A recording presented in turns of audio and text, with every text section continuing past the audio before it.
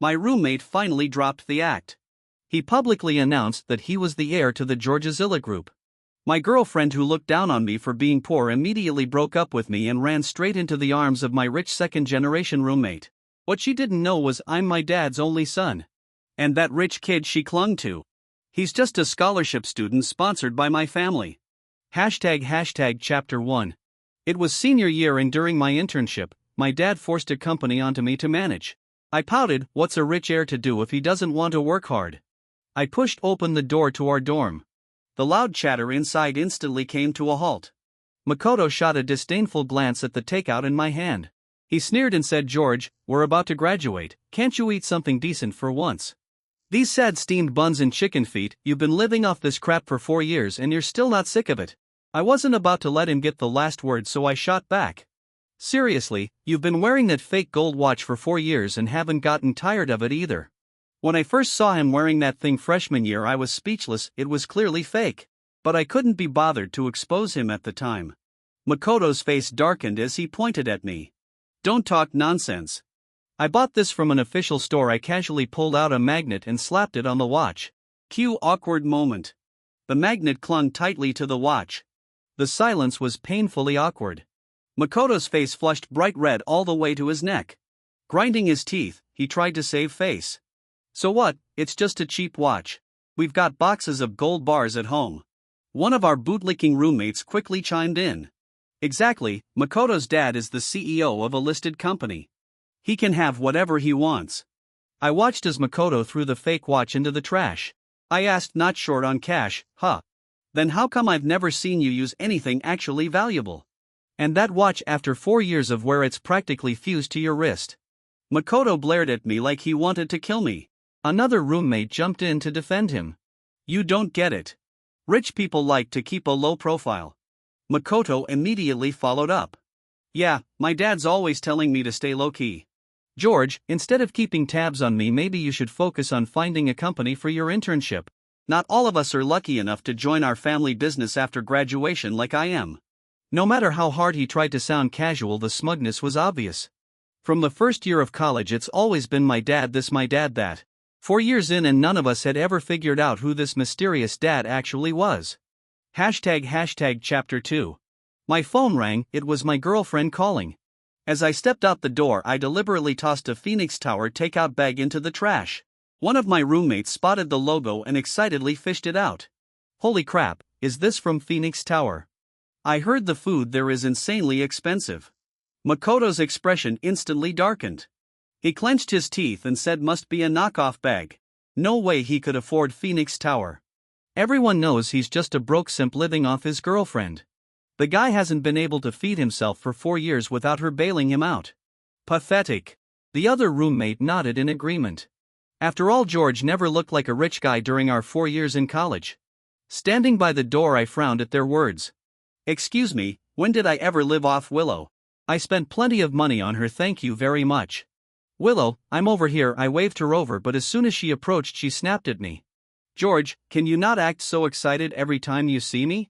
And seriously, look at what you're wearing, it's embarrassing. I was speechless. I mean, this outfit was custom designed by Master Leon himself, baggy shorts and tank top combo. I thought it was pretty chill. She huffed, I can't even stand being around you for one more minute. Let's break up. Makoto said he could get me a job at his family's company. He's the only one who deserves someone like me. I gave a cold laugh and agreed to the breakup without hesitation. Willow's face turned ugly. She expected me to beg her to stay, but I didn't. That infuriated her even more. The next day at Georgizilla Group, I unexpectedly caught sight of two very familiar figures, Makoto and Willow. Shouldn't they be at his family's company at this hour? Why were they here? Makoto spotted me at the door and sneered, what are you doing here? The Georgizilla Group isn't some place just anyone can walk into. I replied, I thought you said you were going to work at your dad's company. Don't tell me this is your dad's company. Makoto gave me a smug look like I wasn't completely clueless. I was speechless. I was joking, but Makoto actually went along with it. Willow clung to his arm like a little lovebird and chimed in, I only love Makoto. Don't embarrass yourself here, just go find a construction site to work at or something. I still thought this had to be some kind of joke until Makoto pulled out a photo of him with my dad. My brain short-circuited. That really was my dad in the picture. Hashtag chapter 3. I couldn't even focus on work after that. I drove straight to the Georgia Zilla Group HQ. After asking around, I finally got the truth. Makoto was one of the students my dad had sponsored. I sipped my tea and asked, so, he's not actually some rich second-gen heir? My dad shook his head. He told me Makoto had 4 younger siblings back in the mountains and he planned to keep supporting them through school as well. He showed me the original photo, same one Makoto had shown me, except this version had Makoto's entire extended family in it. Turns out Makoto had deliberately photoshopped his version.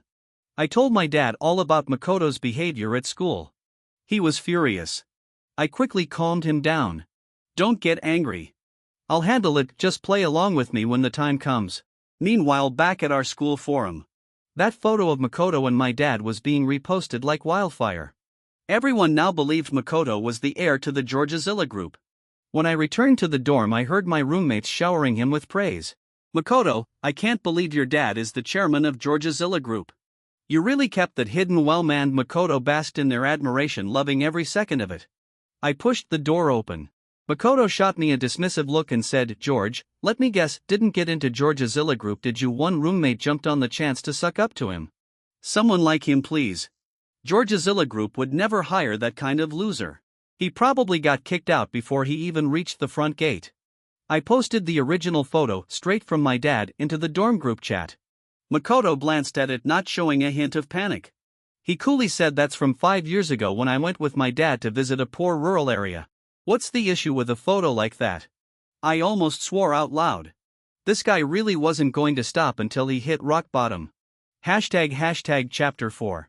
That evening I had dinner plans with a few friends at Phoenix Tower. And once again, I ran into Makoto and Willow. This time I was decked out in designer brands and I clearly saw the surprise flash across Willow's eyes. Makoto smugly bragged to me. A girl like Willow, a real rich heiress, isn't just going to fall for anyone. We're perfectly matched. Rich heiress. If she were really from a rich family, would she be constantly finding excuses to make me spend money on her? One day she was hungry, the next her phone credit ran out. Then she had nothing to wear or ran out of makeup. She even asked me to buy her a gift for Ancestors' Day. I smirked. Rich heiress. That's hilarious. The line was loaded with sarcasm. I walked past them, head held high. Willow hadn't snapped out of her shock yet. She frowned and muttered, what's with him? He looks like a completely different person. Almost like he's actually rich. Makoto brushed it off, saying it was all for show, and added magnanimously, tonight I'm treating you to the most expensive items on the menu. Willow's expression softened and she nodded happily. But when the bill came, 15,000 yuan, and Makoto, whose entire budget was only 300, shot up from his seat like a spring. He gasped, it's that expensive. Willow awkwardly tugged him back down. I told you already, didn't I? This place is pricey. Makoto looked uneasy. Willow, I just remembered, my credit card's maxed out today. Could you cover it for now? After a bit of awkward back and forth, Willow reluctantly decided to use her family card. But the next moment she was greeted with a message, card cancelled. Frustrated, she pulled out her personal debit card. The same card she had slowly saved up on throughout 4 years of college, by mooching off me. The way she reluctantly punched in her PIN, like parting with her soul, was broadcasted right on our private booth's TV screen. After everything she took from me, if I didn't make her cough it all up, I wouldn't be George. That night I got a call from Willow asking me to come downstairs. She demanded to know why I unlinked her from the family card.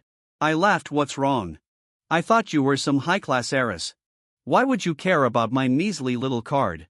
Willow's face twisted and she started whining. I don't care what you say, you're paying me back for that dinner. I said, excuse me, and who are you exactly? Am I your dad? Why would I reimburse you? Willow screamed, if you hadn't shown off in the dorm about eating at Phoenix Tower, Makoto wouldn't have taken me there.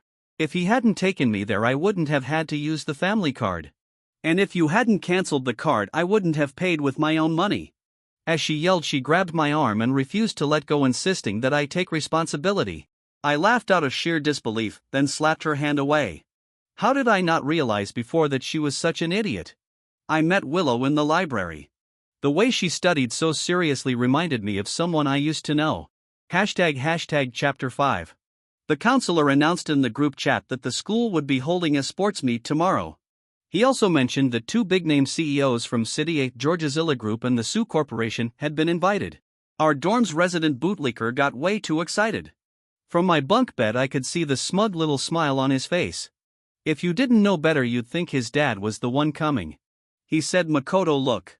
Your dad's coming to the school event." A flicker of unease crossed Makoto's face. And I caught it. I asked, "What's wrong?" "Not happy your dad's coming." Before he could respond the bootlicker cut in, "Makoto's just too happy obviously. Don't talk nonsense." "Yeah, screw you too." Makoto stepped out with his phone, probably to call my actual dad. Sure enough, he returned not long after. I opened WeChat and saw a message from my dad. "Makoto just called me. I did exactly what you said. So how's that, son?" "Your old man nailed it right," I replied with a big fat awesome meme. Then came another message, "By the way, Anna's coming to the school event too." I was lying on my bed playing with my phone. Thunk, the phone dropped square on my face. "She's back in the country." The phone rang. When I saw the name flashing on the screen I swallowed hard and picked up. Trying to sound casual I said, "Anna, what's up?" No reply. Then after a long pause, "Did you get a girlfriend?" That strange pressure in her voice made my breath catch. I'd been low-key terrified of Anna since we were kids. That wild girl used to beat me up constantly. Once she made me play the Frog Prince and do over 400 frog jumps in a day. Just thinking about it made my legs twitch. Even though she couldn't see me I still instinctively shook my head and said, "No way." "Not a chance." She gave a cold snort. Really, just that single word with the upward lilt at the end, total intimidation. I scrambled to explain it was just a random fling. Didn't mean anything. We already broke up. Anna chuckled softly. "Come outside. I'm at your school gate." I jumped down from my bed and ran full speed to the gate. She stood near the security booth. Light makeup made her features look fresh and delicate. The black pleated skirt fell just above her knees, showing off her long legs, and her porcelain skin glowed under the sunlight. The moment her gaze landed on me I immediately stood at attention like a soldier. She handed me a lunchbox. When I saw what was inside I nearly burst with joy. "This is Sue Auntie's famous Chow Mai Royale, right?" I thought she was still overseas. "Did you seriously bring this back all the way from abroad?" Anna scoffed, getting all excited over a bit of food. I couldn't wait. I popped one into my mouth. The familiar taste exploded on my tongue. "I mean, of course I'm excited. It's been years since I last had this," I said. Her voice lowered, as soft as a breeze brushing past my ear. "Well, you're in luck. From now on there's plenty more where that came from." I looked at her, and our eyes met. Locked just like that. ## Chapter 6. I lay on my dorm bed staring at the ceiling for a long time, unable to snap out of it. I touched my right cheek, grinning like an idiot. The warmth of Anna's lips still lingered there. Just earlier she suddenly stood on tiptoe and kissed me. Thinking about it made my chest burn. What did that even mean? I immediately went online and searched, "What does it mean when a girl kisses you first?" Netizens responded with gems like, "She just wants you to spill gold coins." And another, "Bro, you were dreaming." I rolled my eyes. As I kept scrolling, one comment made me stop. "Obviously it means she likes you." Likes me. Anna likes me. ## Chapter 7. After a completely sleepless night I showed up at the sports field with panda eyes. Makoto was surrounded by a group of people all fawning over him. "Your dad's really generous, new laptop, new phone." Damn, another chimed in, "Yeah, not like someone who's so stingy he couldn't even spend on his girlfriend, no wonder she dumped him." Someone else added, "Willow was smart to pick Makoto. Now that's what you call a good match." Makoto patted the guy's arm like a saint. "Hey, now don't say that. It's not George's fault he's poor. If we can help we should." As soon as he said that, the bootlickers around him turned their noses up at me. Makoto added with a smirk, "I've got some old clothes and pants I don't need, I'll give them to you later. And you can have the half-used shampoo in the bathroom too." That look on his face, like a nobleman tossing scraps to a beggar. He glanced at me smugly as if waiting for me to break. I swear that face was begging for a punch. Just then a stir erupted at the school gate. My dad had arrived. Makoto rushed forward enthusiastically to help him out of the car. To everyone watching, the scene looked like the perfect father-son reunion. The bootlickers swarmed over too, all calling uncle like they meant it. My dad nodded politely at them. Makoto, clearly worried someone would say too much, quickly leaned toward my dad and said, "Let's head over there and sit for a bit." My dad held up a hand to block him, frowning. "I'm here to see my son. Why are you tagging along?" I couldn't help the smile tugging at my lips. My dad's voice wasn't exactly quiet. Everyone nearby heard it and a wave of whispers swept through the crowd. Makoto stood frozen in place, completely embarrassed. I stepped forward and called out with a smile, "Dad." My classmates stared at me in utter shock. Hashtag chapter 8. I put on an innocent face and asked, "Dad, do you know Makoto?" Before my dad could answer, Makoto clenched his fists and cut in, "Of course he does. George, what's with the weird question?" People around us started whispering, "George must have gone crazy, maybe he's just jealous of Makoto." Another added, "This is so embarrassing. Look at Chairman Wan's face, he's clearly pissed." But my dad just smiled and patted my shoulder, turning to my classmates, "My son George has always been a handful. If he does anything out of line, I hope you'll forgive him. I'll treat everyone to a nice dinner sometime." The crowd gasped. They thought they'd misheard. Makoto's eyes widened in disbelief. Our bootlicker roommate even pulled out the infamous forum photo and, still clinging to hope, asked, "Uncle, aren't you Makoto's father?" My dad glanced at the post, face darkening, and scolded, "Makoto, I sponsored your education so you could study. This is what you've learned. Sponsored." The moment that word dropped, everyone's expression shifted. Makoto panicked and turned the blame on me. "George the First didn't know you were Chairman Wan's biological son. Chairman Wang has always treated me well and even mentioned more than once that he hoped I could be like a son to him. If this upset you, I sincerely apologize." With just a few words, he tried to paint himself as the victim and stir sympathy. But my dad's eyes were cold now. "When did I ever say something like that?" Makoto bowed again and again. "I'm sorry, I'm really sorry." My dad's sharp gaze swept over him. "Makoto, what I did say was this. You're a good kid and your parents are lucky to have a son like you. That's what I actually said, isn't it?" The crowd murmured, "Chairman Wang never said any of that. Makoto was just fantasizing. Shameless. Stealing someone's dad to fake being rich, that's a new low." The words were like knives stabbing into Makoto's pride. He stumbled back a step, then fled the crowd in total humiliation. Suddenly someone in the crowd shouted, "Wait a second. Has anyone noticed that Georgezilla Group is literally named after George?" I ignored the room full of brown-nosers and took my dad to sit at the VIP seats. He said, "George, I'm going to stop sponsoring Makoto." With a sigh he added, "I never thought that sweet, sensible boy would turn out like this." I knew my dad had always placed high hopes on the kids he sponsored. Makoto was the first stain on that record. "I support you, Dad," I said firmly. Just as the words left my mouth, a lunchbox appeared in front of me. Anna had appeared beside me out of nowhere. Thinking about last night still felt like a dream. My dad chuckled knowingly, clearly picking up on the vibes between us. Anna blushed and said, "Today it's pineapple buns." I smiled. "Thanks, Anna Gia." Just as I opened the box to take a bite, someone snatched it right out of my hand. When I saw who it was, I snapped, "Willow, are you insane?" Willow blared at Anna, full of suspicion. "George, who is she?" Then with pure spite she threw the pineapple bun to the ground. "What the hell?" I completely lost it. Smack, I slapped her across the face. She stumbled and hit the ground hard. Grinding my teeth, I said, "Willow, I don't want to curse at you, but can you act like a human being for once? Touch my food again and I swear you won't see another day." Willow got up and clutched my arm. "George the First was wrong before. Makoto tricked me. Please give me another chance." I sneered, looking at her like the pitiful clown she was. "Oh, weren't you telling everyone I'm a stingy loser who wouldn't spend a cent on you?" She bit her lip, speechless. I continued, "Have some shame, will you? When we were together I even paid for your freaking tampons. Every single day you came up with some excuse to squeeze money out of me. Even during Ancestor Worship Day, a festival for the dead, you asked for gifts. What's next? Want me to burn you 2 golden ingots in the afterlife?" By now all the students had taken their seats and I intentionally raised my voice. People whispered, "Can't believe Willow's that kind of person. She and Makoto really are a match made in hell. One's a gold digger who mooches off guys and trashes their names, the other's a fraud stealing someone's dad to pretend to be rich. Man, if it were me, I'd demand every single penny back from her. No way I'd let a gold digger off that easy." Someone added, "Exactly, George should take it all back." I raised an eyebrow. Not a bad suggestion.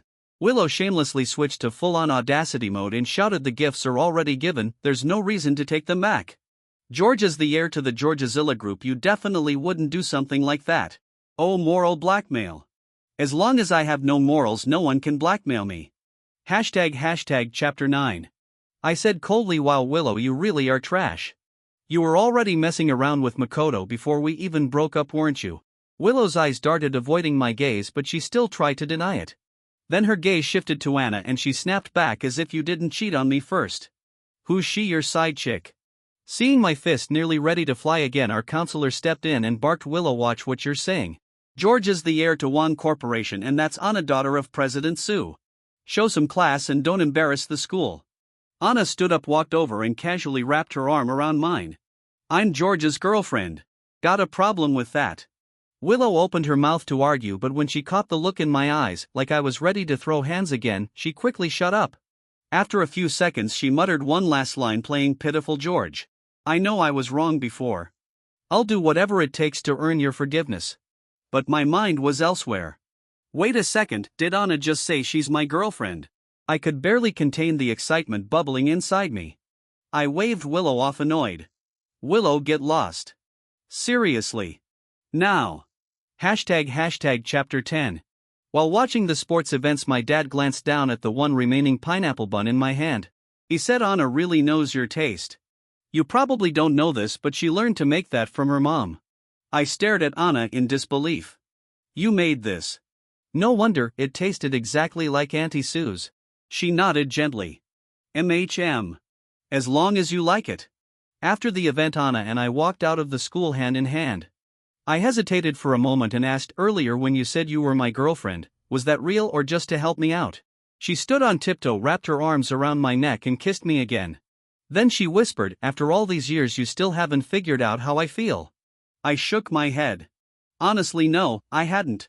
Back then Anna used to train me like a dog. I didn't even dare to think she liked me. Anna pouted. Guess I've been using the wrong methods. When we got back to the dorm, the hallway was packed. And right at the door, there was Willow kneeling on the ground in dramatic tears, putting on the biggest pity show of the decade. The moment she saw me, she scooted closer on her knees, sobbing, George the First was blind before. Can you please give me another chance? I hadn't seen someone so shameless in years. I frowned. Willow, dignity is a beautiful thing. Try wearing some next time you leave the house. But she didn't get mad, she just kept crying and begging. I know you still have feelings for me. I'll do anything if you forgive me. I rolled my eyes and thought for a second. Really? Then tell me, how can I trust you won't stab me in the back again? Willow's eyes lit up. She thought she had a shot. George, I'll prove it however you want, I'll do it. I pulled out my phone and opened my payment QR code. Easy. First pay me back for all the stuff I bought you. Willow hesitated. If I pay you back, will we really get back together? I was done. I closed my phone and turned to leave. She panicked and grabbed my arm. Okay, fine, I'll pay you back. Between marrying into a wealthy family and giving up a few grand, she knew which to choose. The sound of the payment notification rang out. Debt cleared. And the very next second I shoved her away. Grinding my teeth, I snapped, Willow, go take a long hard look in the mirror. If I ever see your twisted little face again, I swear I'll slap you every time. Willow, now truly pissed, blocked my path. What do you mean by that? I dare you to hit a girl in front of all these people. I didn't even bother arguing. Smack. Backhanded her right across the face. No one tried to stop me. In fact, the crowd broke into applause. Nice one. Willow realized she'd walked into a trap. She glared at me with pure hatred. I raised my hand again. Wanna go for round 2? She scrambled away, clutching her cheek. Turns out someone had filmed the whole scene and uploaded it online. Public outrage exploded over Willow's behavior. The school issued her a major disciplinary warning for her inappropriate conduct. Makoto wasn't spared either, he got dragged into the scandal and blasted on trending searches. ## Chapter 11. I never expected Makoto to team up with Willow and twist the whole truth. Biting the hand that fed him, Makoto stood in front of the media and made up blatant lies. I want to expose something. On the surface, the Georgizilla Group claims to sponsor underprivileged students out of goodwill, but I suspect it's for darker motives. They constantly sent me for health checkups and assigned me a personalized nutrition plan. At first I didn't think much of it until I realized even the tiniest issue like a nosebleed would get me dragged into their private hospital for a full-body exam. Later, when I planned to study abroad after high school, they forbade me from leaving the country. That's when I realized I was just a capitalist's backup body. So I rebelled, and now they're retaliating against me. The moment his statement dropped, online opinions became sharply divided. Georgizilla Group's stock prices began to fall rapidly. In our office, Makoto's video played on the big screen. My eyes were cold as ice. My dad's face was grim. I turned to him and said, "Don't worry. I've got a way to deal with Makoto." He took a sip of tea. "I'm not worried about that. I'm just worried your mother's gonna see this and get all worked up again, then I'll be the one suffering when she takes it out on me."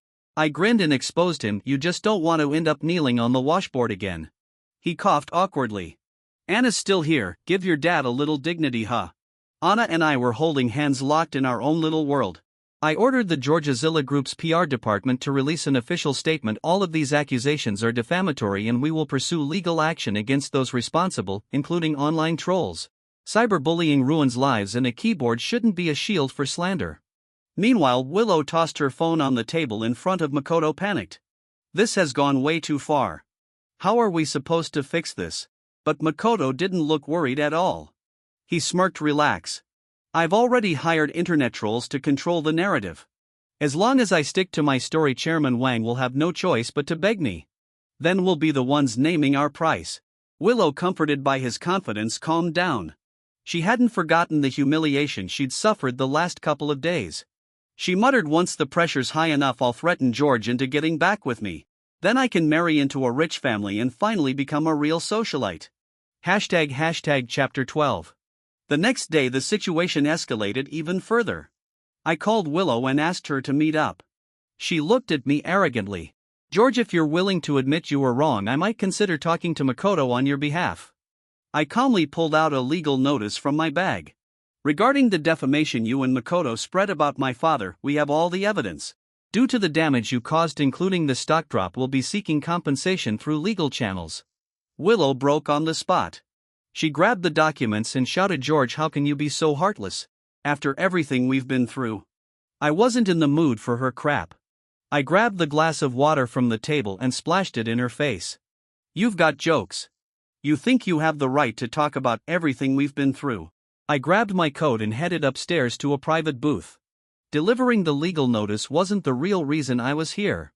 A few minutes later, a waitress came to ask about the bill. Pretending to trip, she accidentally bumped into Willow and subtly planted a listening device on her jacket. It matched the fabric perfectly, completely unnoticeable. The waitress came upstairs and gave me the signal. I handed her 2,000 yen in thanks. As I predicted, Willow panicked and rushed back to confront Makoto. She said George filed a lawsuit against us. He said he has proof. "Makoto, if you're going down, don't drag me with you." Makoto remained unfazed. "Willow, chill the hell out. As long as I stick to the story and with the army of paid trolls I hired, they won't be able to fight back. We'll drown them and spit, one netizen at a time." Listening to their pathetic little drama, I saved the entire recording and forwarded it to our PR team. I also contacted his troll farm and got their chat logs. All of it went public. The internet blew up. Chairman Wang sponsored an ungrateful traitor. He turned around and spat in his face. He even dared to frame someone like that. What a vile human being. How can someone like that stay in Peking University? Kick him out. The school was under massive pressure. Given the severity of Willow and Makoto's actions, the university expelled them both. I went to the police and handed over all the evidence. When the authorities moved in to arrest them, they found Willow, but no sign of Makoto. He ran. Chapter 13. I was on my way to class when suddenly a cold blade pressed against my back. "Makoto. Long time no see. Bet you never thought you'd end up in my hands, huh, George?" He was still wearing that same outfit from the sports meet. It reeked. His hair was a mess, his face unshaven, a total wreck. I said flatly, "Makoto, are you trying to get yourself killed?" He jabbed the knife into my back. "I've got nothing to lose. Everyone's cursing my name online. My future's screwed. No job, no dignity, what am I supposed to be scared of now?" He suddenly yanked me backward, locking my arms behind me and dragging the blade across my face. "And hey, let's say it's 1-for-1. Your life for mine sounds like a good deal to me." I felt the warm trickle of blood run down my cheek. His movements caught the attention of nearby students. A girl took out her phone and immediately called the counselor and school authorities. I looked for an opening to break free. "Makoto," I said, "your family situation sucks, sure, but didn't my dad offer you a position at Georgizilla Group? You could have easily made a living and taken care of your siblings. He snarled, shut up. A job, that joke of a position, wasn't a job, it was a dead-end desk gig. Why do you get to be born with a silver spoon in your mouth? The heir to a billion-dollar company. And me, I have to beg for scraps from your family. Life's not fair. I shook my head. Greed will swallow you whole. The counselor arrived and turned pale at the scene. Makoto, let's talk, okay? If you're upset, we'll figure it out together. Just don't do anything stupid. Makoto snapped, waving the knife wildly. Back off or I'll kill him. The counselor made calming gestures. Let's talk this through slowly. Makoto began ranting. Why does George get all the school honors? Why's everything handed to him? The counselor replied, he earned all those awards. They're from citywide competitions, we don't get to decide the winners. Makoto put down the knife. Let's talk in my office. Makoto refused. He turned the blade toward the counselor. That was my chance. I grabbed his wrist, twisted it back hard, clang, the knife dropped. Someone must have called the cops because they arrived fast. As Makoto was dragged away, I looked into his eyes, rage and hate. He would never understand where he went wrong. I was sent to the school clinic to treat the cut on my face. The counselor stayed with me, worried I'd been traumatized. I reassured him I'm fine. Really, don't worry. Suddenly a figure rushed in. Anna. Her eyes scanned me head to toe. She looked genuinely shaken. I pointed at the gash on my face and joked, this'll probably leave a scar. People might think I'm some gangster boss. You sure you're ready to be the boss's girl? Anna gave me her answer with action. Good thing the counselor had just left, or I'd have died of secondhand embarrassment. I pinched her cheek gently to reassure her. Does it hurt? She asked, voice full of worry. I shook my head. Just a scratch. I'm okay. Court day arrived. I sat quietly in the gallery. Plenty of witnesses had seen Makoto's attack. He was convicted quickly. 5 years in prison for attempted assault and defamation. He cussed everyone out, didn't care who was in front of him. Still playing the victim, still crying for revenge. His elderly parents knelt before me in tears, begging for mercy. I said calmly, Sir, ma'am, Makoto is getting what he deserves. If you do something wrong, you take responsibility for it. They had pinned their hopes on Makoto helping the family after graduation. Now all of that gone. As I walked out of the courthouse, I could still hear their sobs. But truth is, they shared the blame. Makoto became what he is today in part because they never taught him right from wrong. Willow, charged with defamation, was sentenced to 1 year in prison and fined $500,000. Her family wasn't wealthy to begin with, there was no way they could pay that.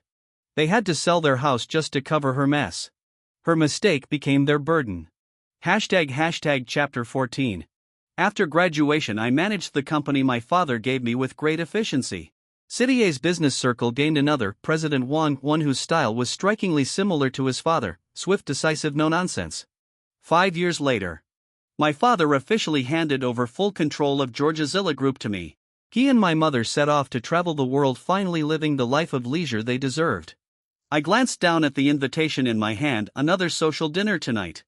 I slipped into a sleek black suit, understated yet elegant. My car pulled up in front of a 7-star hotel. The moment I stepped out, a hostess opened the door for me. Welcome, sir. The voice was strangely familiar. I looked up, it was Willow. She looked pale and worn, all her youthful charm long gone. The moment she recognized me, she turned and fled like a ghost had just appeared. Inside, I smoothly navigated the social scene. When I saw Anna reaching for a glass of wine, I stopped her immediately, frowning. Babe, you're not supposed to drink while we're trying for a baby. I handed her a glass of fruit juice instead.